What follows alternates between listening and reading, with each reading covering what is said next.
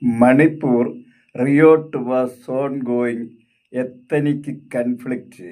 Majority Meitei community and minority Kuki community started the riots 2023. Almost multiple monthly struggle. After that, displaced the minority Kuki community. Now constantly rehabilitation camp, this community very agony and suffering living. Almost 2 years back, our Prime Minister visited the Manipur.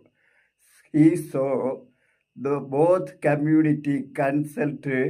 After that, he declared the lot of package, and then anyone not implement this package. Nowadays, minority community this time lot of agony and suffering living in the relation camp. Their farmland and property complete lost. This situation, in my opinion, declared the Prime Minister package as soon as possible implement, and then this community should save from there.